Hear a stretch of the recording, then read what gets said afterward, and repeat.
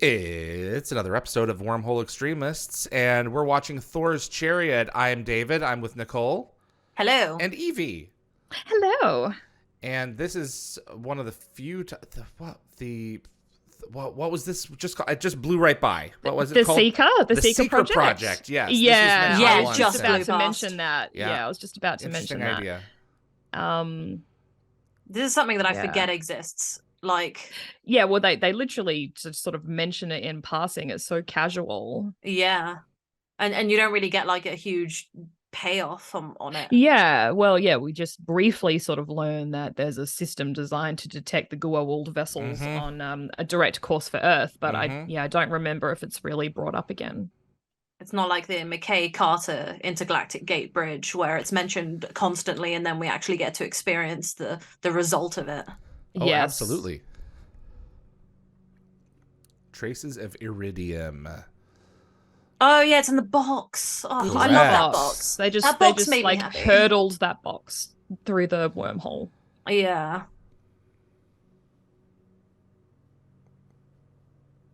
Look, Thor's in the sky. Let's calm down. Thor will soon arrive. This is an episode that I prefer Thor's hammer to Thor's chariot. Really? I found Thor's chariot to be like, it felt like very 90s cheesy for me.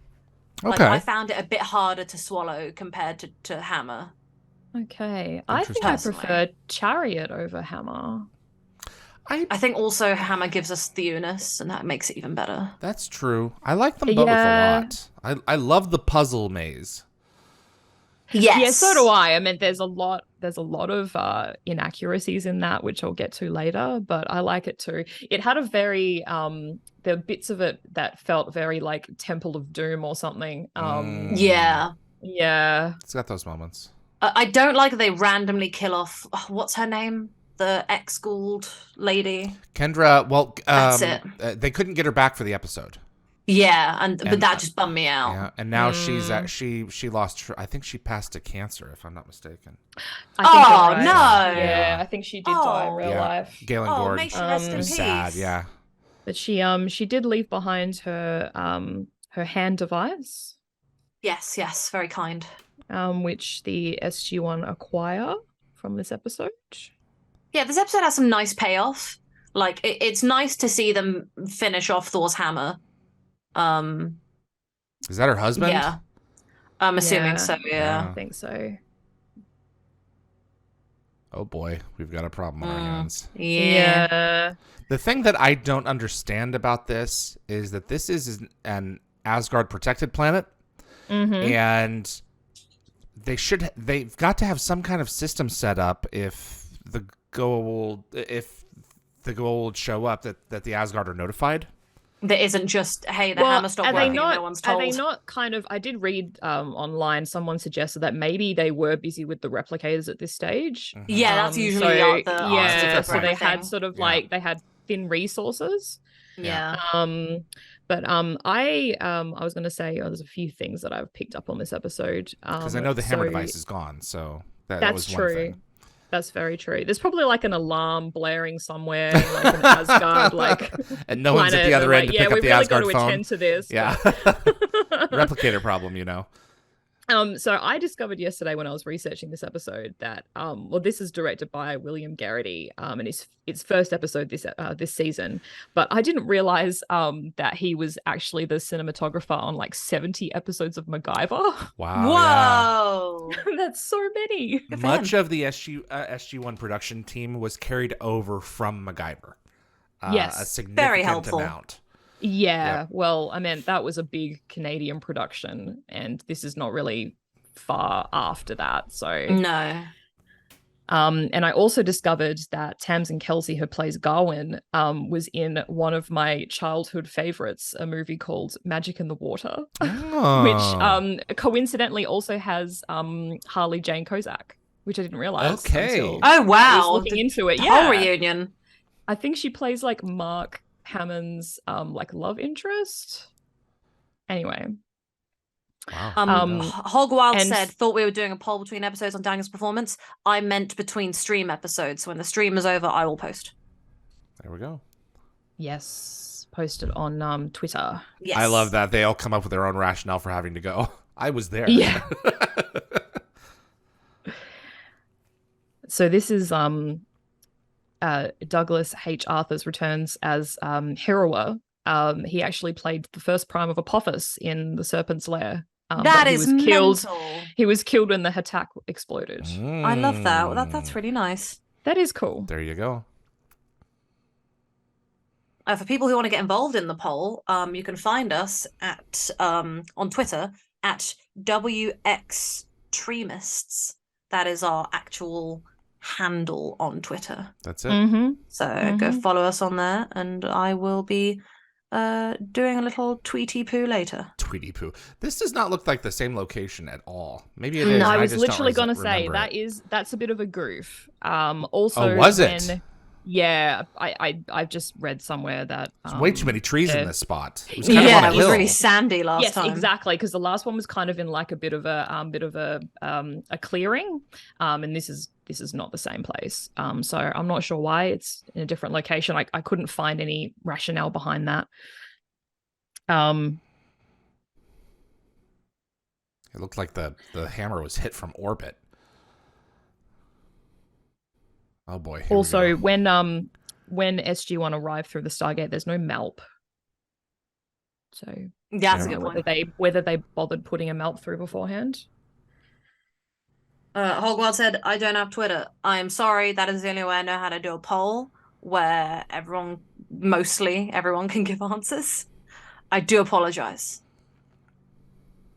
How about you tell me what you want your answer to be, and I'll vote for you on that." On your behalf. Oh, there's the top of the hammer. Look at that. I didn't even never noticed that before. Over. Yeah, I saw it in the background when she was doing her talk through the mouth. Okay.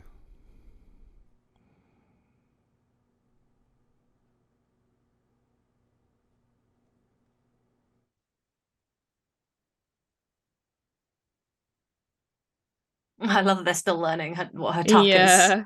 Yep. Well, we've been here a long time, so.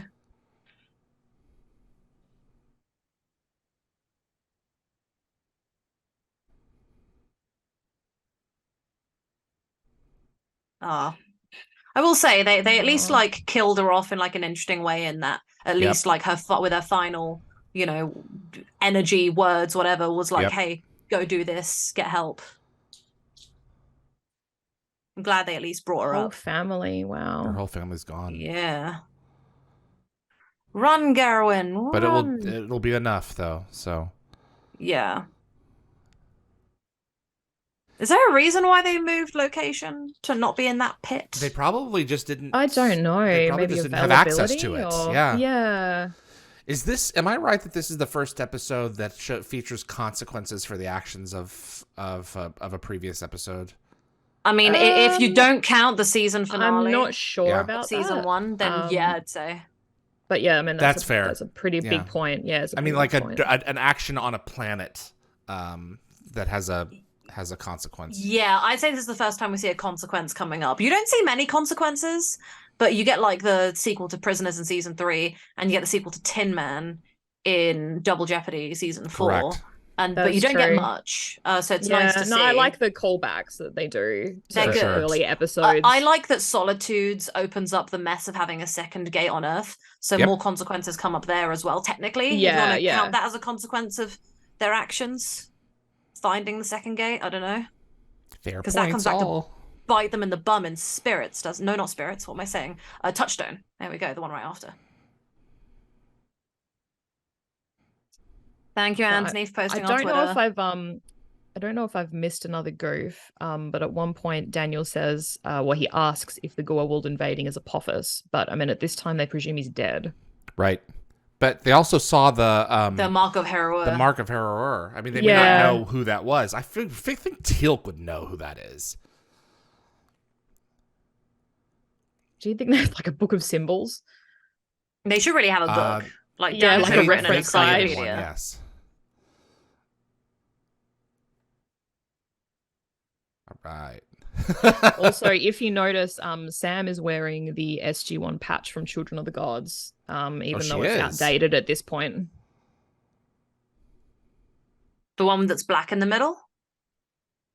I think that's the one. Yeah. That should be. I haven't taken a good look at it.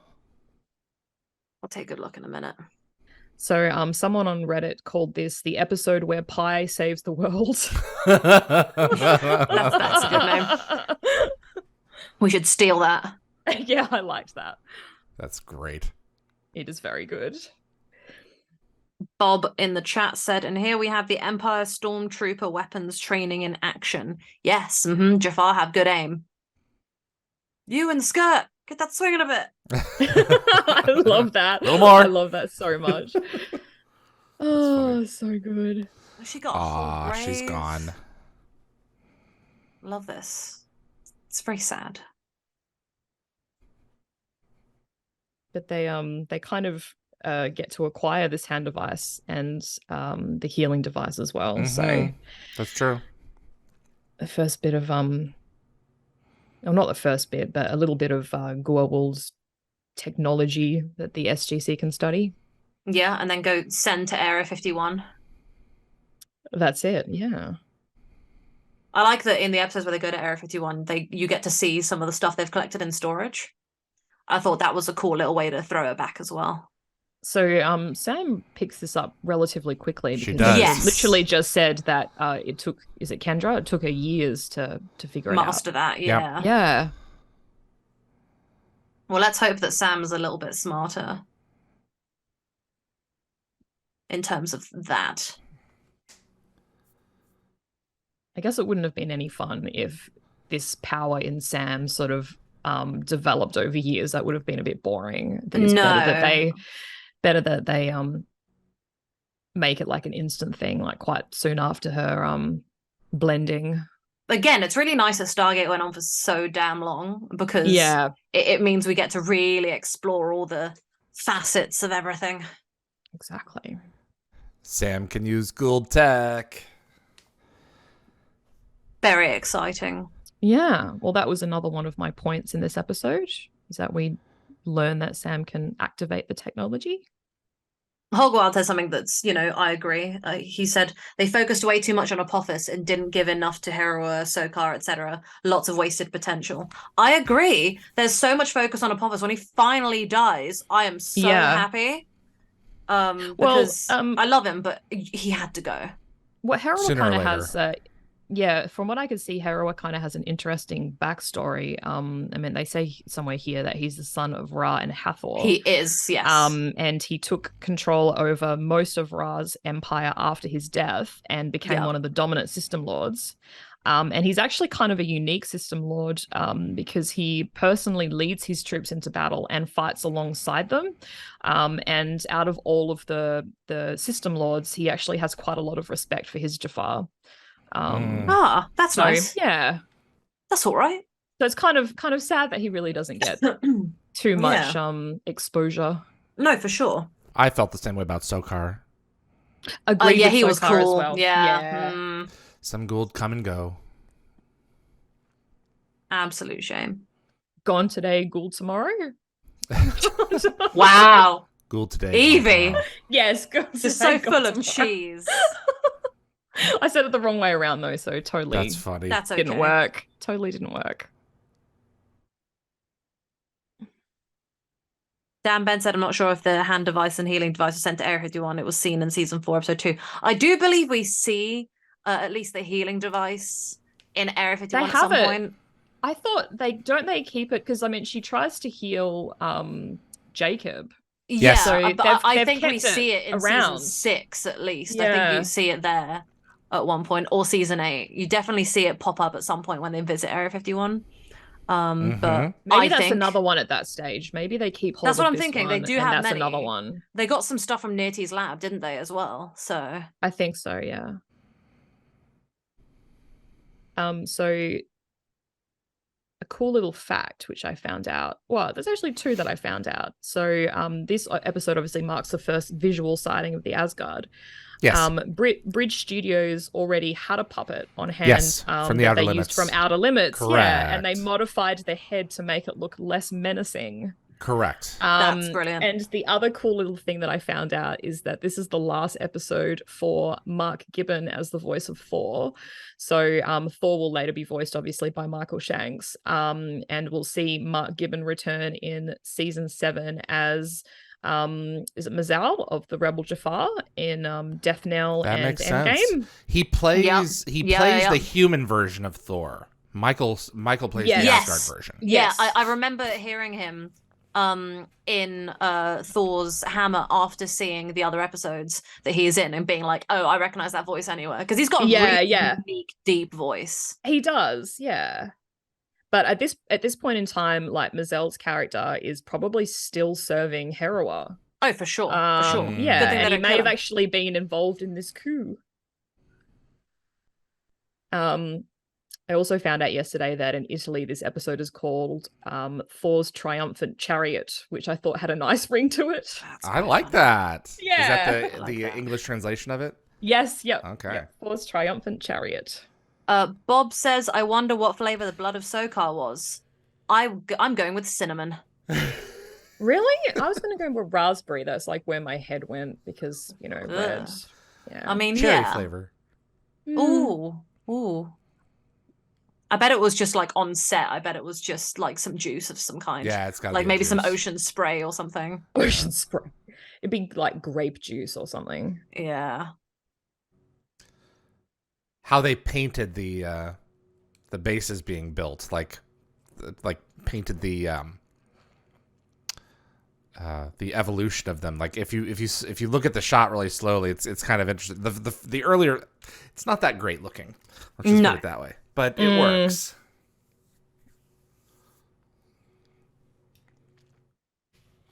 Oh, there we go. Hogwild is being very helpful. The hand device in Area 51 is Osiris's they got after capturing her that allowed the NID access to her L cache. There we go. See, I knew there was one somewhere. I just didn't know which one it was. Thank you. So this is the first time we see the Horus heads since the film. Yes, what a cool feature. That is cool. I actually didn't come across that little tidbit. I love that nice pedigree.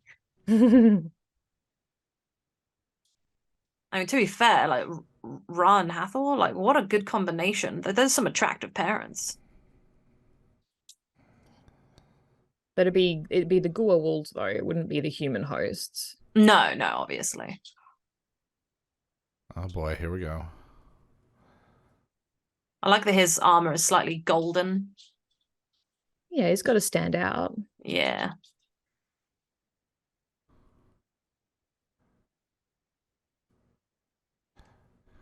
I love how they have to do it off screen to save budget. Budget, it's too complicated. Make the clicky noises and then get back to it. Yeah. Yeah. They did the shot in season 8 in Mobius. They sure did. And they I remember watching do it in a tight shot in Secrets with Teal'c. Oh, they do? Oh, okay. OMG.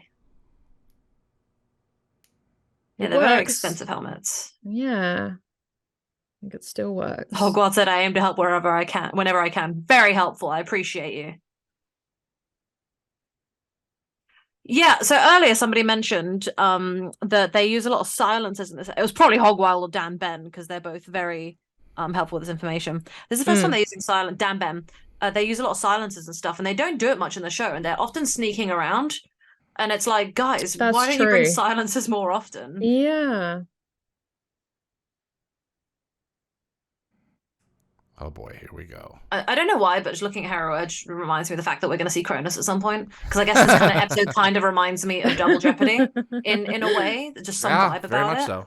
And the area looks very similar.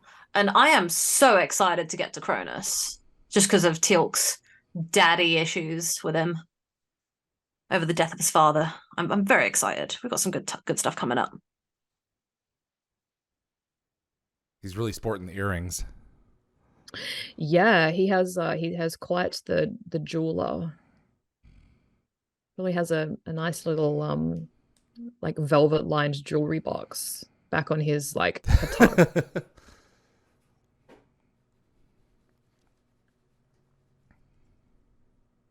Yeah, we covered that. Don't you worry.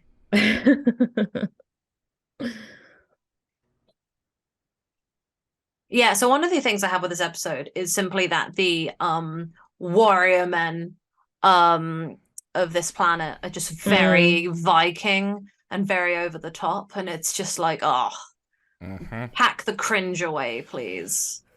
You know, like what I like in Thor's hammer is they just yell Thor a few times and then you don't see them again because Gawain takes over. They will, in fact, calm up. Gotta give acknowledgement to that. It's a great thing. It's one of his best lines.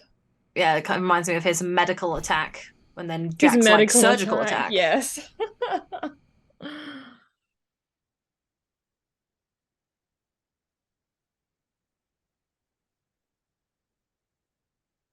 They only have so much firepower. Don't they find this place and then they end up reusing the Hall of Thor's Might again in like Red Sky? They use the chamber. Is it the same device? They use the chamber on Katao repeatedly. Yeah, not this one. No, I know.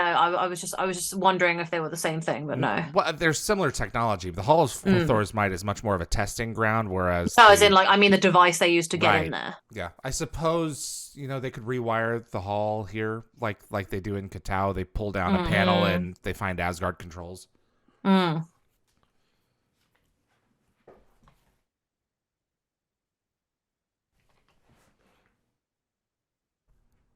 Anyone just think Snowman? Olaf.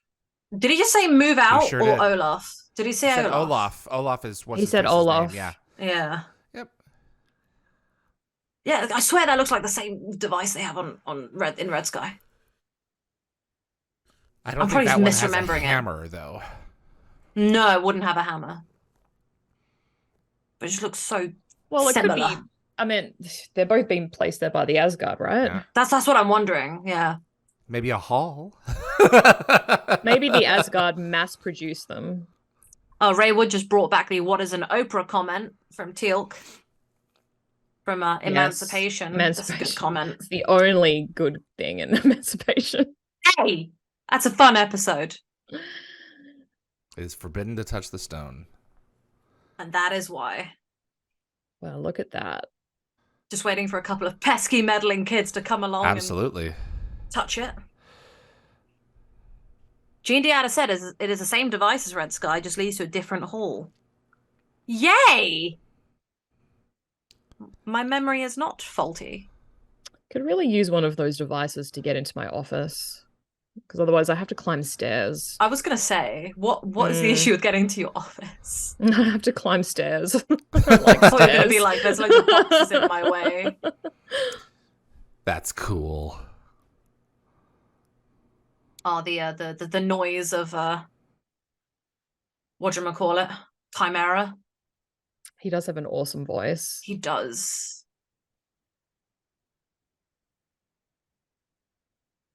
Oh, darling, it's a hologram. Let's not. Yeah, you got a long way. I don't know what those words mean. Yeah. You need Jack here to dumb it down a bit.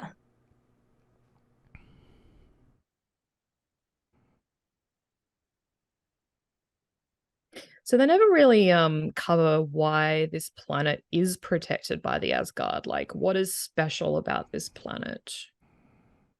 Didn't they say that the Asgard brought them from Midgard, the ancient home, to save them from the Ettins or something? But again, like that's such a simplified version of the story. I think they were brought here by the Asgard, but I can't fathom why. I think the Asgard managed to save several human races and deposit them on different planets.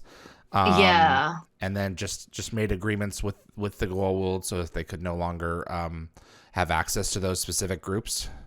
Yeah, maybe. It's a shame they didn't include Earth in that treaty. Not originally. Well, they're like, Earth can take care of themselves. Yeah. Well, Earth was cut off. So the Stargate, That's a good point. Stargate Maybe was they buried. thought that they didn't need to bother. And Earth, we don't. There's no Naquita in our solar system, so the Gould have no reason to come here except to harvest hosts, and they don't need. Really I was going to say do that anymore. These people that they have that they've deposited on these planets. I'm assuming that they came from Earth originally, like most of the humans did. Yeah. But I'm assuming the Asgard just saved them from some other place. At some point, the Asgard went to war with the Goa'uld before coming up with some kind of, treaty. Yeah. So they didn't pull them from Earth themselves. The Goa'uld pulled them from Earth. Yeah. But then I guess the Asgard found them wherever they were and moved them somewhere else. Mm. Jean Deada Smith said Red Skies Hall was Freya's red phone link. Yes, I know that part. Don't worry. I remember some of the Asgard, not all of them. There are a lot and they all look the same, so this is sort of like the first episode where we discover that the Asgard can create very, very believable holographic images. Yep. Like even Sam's fooled by it. Yes, she is. Is this holographic? Well, I don't know. I mean, she can... Yeah, I guess it is holographic. It probably makes sense. It's an illusion of some kind. Yeah, because it looks like it falls, right? But then when they fall, it like... I think they do fall, but then they unfall. Like it grabs them and restores them. The floor is restored immediately in seconds. Right. I just got the feeling that it was some sort of... illusion. Yeah, it's just like an illusion, yeah. That's what I also thought. It's like a trick of the eye. Yeah. Well, they definitely do plummet for a little bit. So, and see, like, she has to have something that, if it was flat, she wouldn't be grabbing the sides. So That's true. It's some kind of Asgard trickery for sure. And yeah, you're right, because if it was still flat, like her cape thing wouldn't be falling over the side of her body like that. It's sort of hanging. Show courage, Daniel. That's what he's looking for. Pac-Man D3 says this is the best part of the episode. I do like this part. I like the tests. It does remind me of Indiana Jones a lot. Yeah, that's what I think as well. Lockwatcher said the Goa'uld came here for our Twinkies. They did not. They came here for Minnesota. I was going to say, why the hell would they come here for the Twinkies? They're awful. Minnesota. Come here for the pizza or the pasta or the sushi, not the Twinkies. Oh. Yeah, you're right. They did fall a little bit. But it's weird because they're exactly where they were a second ago. I like how they don't let you see what happened. Trying to figure it out. Rational brain. Yeah.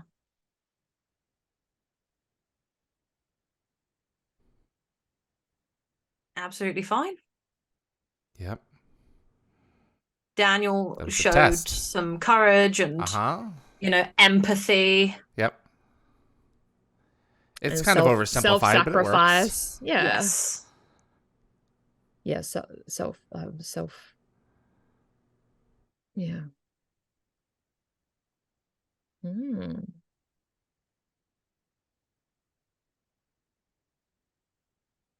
There we go. This is just a cool idea. It is a cool idea. But at the risk of ruining the movie magic, there is a few goofs.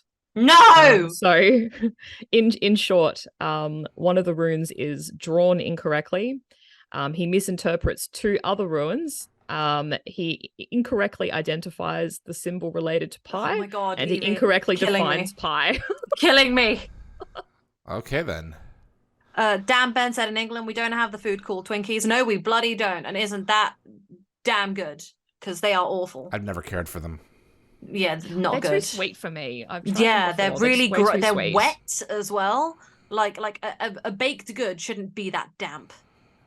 Do you have Hershey's over there? No, because it tastes like vomit. And I'm going to say right now, I watched QI. It's a really good show in the UK. And they said that apparently the reason that Hershey's chocolate tastes like vomit to people in England is because apparently the same thing that's in your body that makes the vomity taste, the same kind of like acid in your gut, is the exact same acid they put in, not acid, but something that they put in Hershey's chocolate, which is why Hershey's chocolate tastes like puke. There you go. But only to English people. No, I think European people agree with us as well. I think English people just complain the most about it because there's that England versus US war on who has the best chocolate. Yeah, but why don't Americans have problem with the taste? Because you guys have always eaten it, and so you guys don't recognize that it's vomit, while English people do. Oh, okay. Well, I like cookies and cream. All right. Those are okay. That one is disguised. They're so good. Those are some great stunts. They are awesome stunts. So they have springboards, and a lot of times the stunt guys actually are carrying the button to release the explosion and jump at the same time on cue. That's good. Wow. So they have control over it. So that's way safer because at least they can actually like, time it properly themselves. Right, they're not getting thrown we're talking eighths of a second here. You know, that you have a reaction time. So, woo, cool. Ooh. I forgot about that. Practicing his hammer throwing. He has been axe throwing. Axe throwing, yeah. Okay, now by the way, I just googled it. Apparently, the substance is called butyric acid. Okay, and it is the same thing that's in your gut that gives you the vomit taste. There are 20 articles on it. I've just googled it. So yes, there you go, America. Your chocolate sucks. And I'm saying it. So he incorrectly translates these runes? Apparently, yeah. I think I didn't make really detailed notes because I didn't want to ruin it too hard. Ruin it too badly. But yeah, apparently one of the runes is drawn incorrectly. Interesting. He misinterprets 2 other runes. He says one is fate, but it's actually chance, and one is wagon, but it's actually ride or journey. And he incorrectly identifies the symbols related to pi and incorrectly defines pi as well. Why didn't Sam say anything? She should know better. Yeah, they're only as good as the writers. Yeah, I was going to say they're just reading from a script.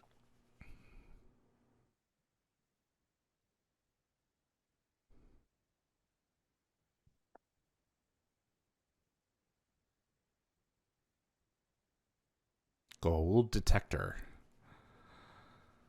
Yeah, so it's not wagon. Apparently, it's ride or journey.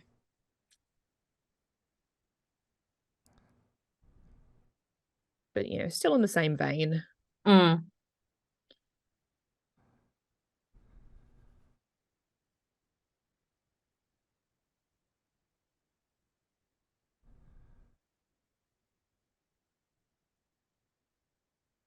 Isn't the last time we heard that in like Bloodlines? The last time we heard that horn go off? I know. But like with all their kind of advanced technology, why are they still using horns? I was gonna say, That's fair. Let's have a better alarm. Yeah. Honestly, it's so funny the answer to this is just a line. I thought so. Like, doesn't he literally just like just put his finger in it and just pull? Yeah, down. pretty much. Done. Pretty much.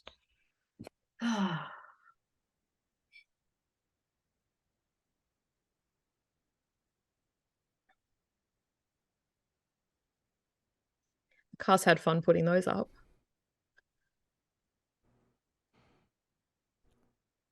I love how he works through these. You know what? This is like an escape room. I think that's one of the reasons why I enjoy watching it. I love these things. I'm a bit stupid for them. My heart is broken that the details are wrong. Yes, my heart is also broken. Have I ruined it for you? Yes, Evie, it's all your fault that Stargate was incapable. He didn't give them nearly enough time. He's given them 5 minutes. They need more time.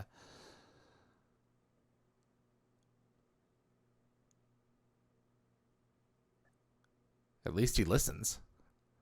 Yeah. It's like the one time that the hologram is responsive. He just paused himself. Yeah. Yes.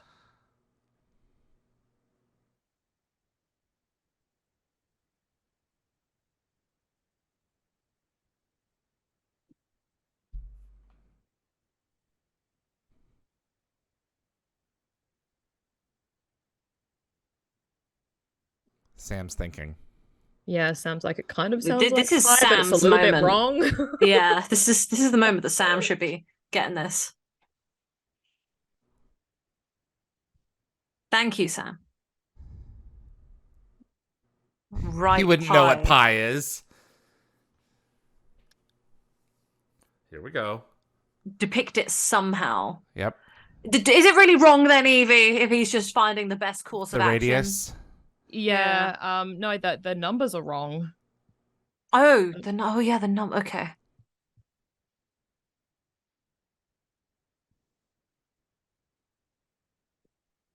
Boom, there's your answer. That's such a cool effect. It is. It is cool. There's a big button, you just want to press it.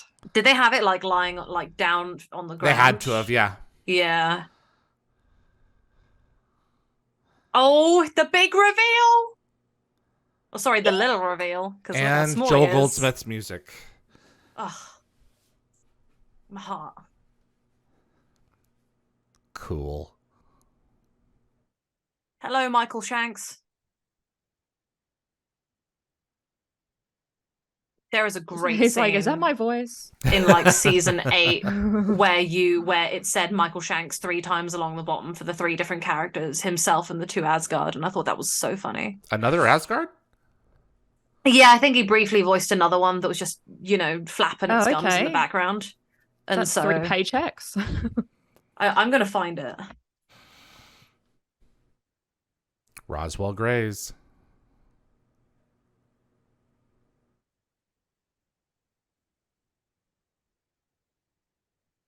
He plays Penegal in New Order Part 2. Oh, okay. Interesting. Okay. I did not know that. So, yes.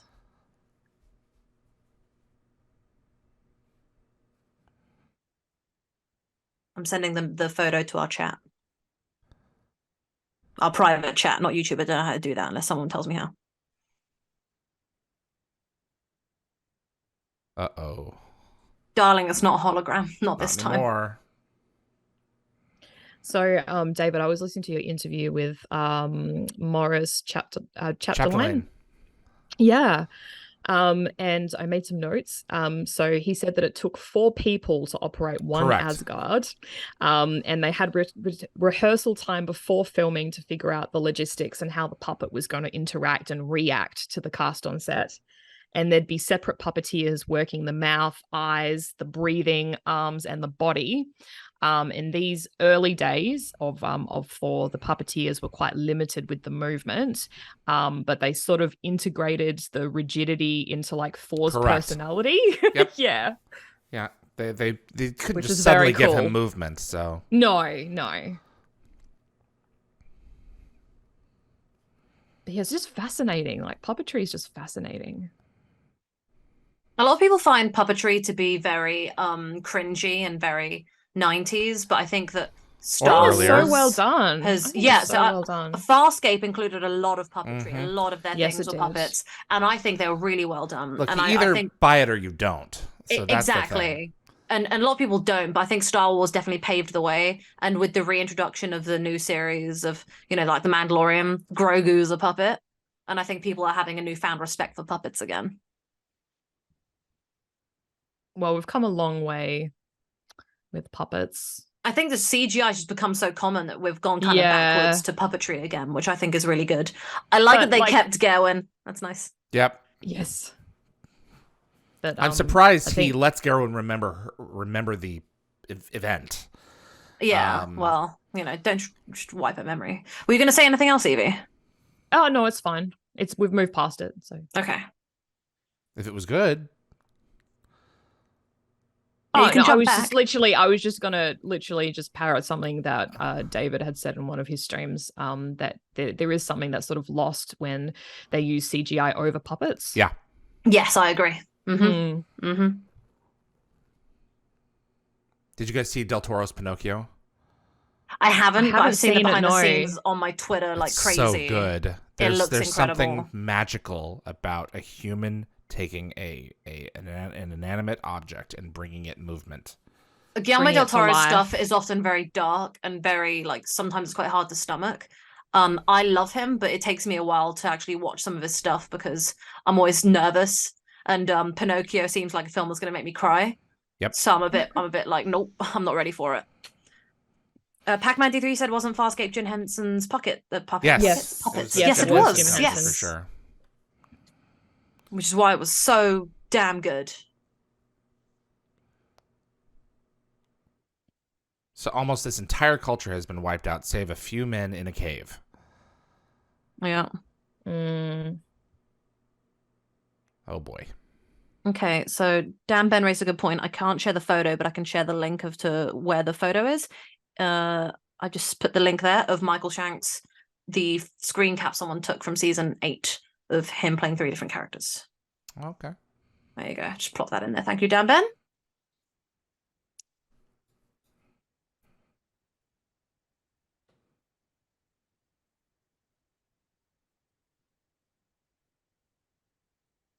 This is one of those rare don't shoot first moments from the Jafar.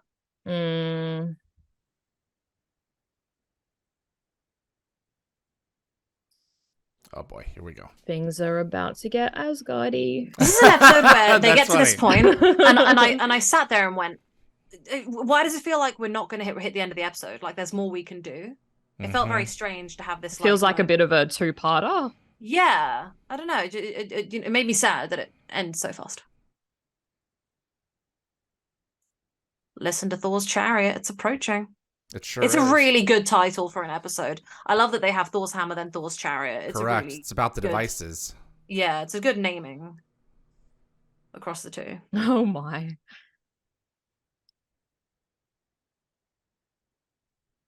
Was it the Ballistna or whatever it is? The Ballistner. Ballistna? Yeah. Ballistna. Look at you, Evie. Even I didn't remember that. Well done. Thank you. It was Wow. it was mentioned 5 minutes ago. Yeah, it was. I didn't even Cool. And that's the think of that though. That's the same sound, isn't it, that they use in Atlantis? Probably. It's what you're talking about. So it's the sound that they used in Thor's hammer on the device that was killing the Unis. I don't know what you're referring to when you say the sound is the same as Atlantis. There are similar sounds throughout the sound effects library that they use. Yeah. I guess That makes sense. he just But killed it sounds like all the of them. Wraith. It sounds like the Yeah. Wraith sound. Oh, you're talking about the Wraith it's beaming? very Yeah. it's similar, but it's Yeah. definitely not the same. Might be a different pitch, but Yeah. Well, Oh yeah. she's- So I she's just had got- to recap it in my head. It's very high pitched, She's been given the lowdown, so they know. yeah. and her hair's all nice, and So she looks that's all obviously fresh. what she's just said there about them being too young is a bit of a throwback. The Nox. to the Woo! Nox. Correct. yeah. Well, it's another great Um, race, so there you go. That's it. And it crops up again in episode 16, the 5th race, and comes full circle in season 10 when Thor finally tells Carter that the Tari are the 5th race. Yes. Mm-hmm. There we go. Cool. So majestic. That was indeed an enjoyable episode, more so than need. Well, we evolved the story, and now we've finally got We direct did. contact with the Asgard. So We Mm-hmm. this is do. good stuff. So it's a good episode. I don't hate it. I don't love it. No. Well, it's the first appearance of the Asgard, so I think just based on that, it's a pretty decent episode. Correct. Yeah.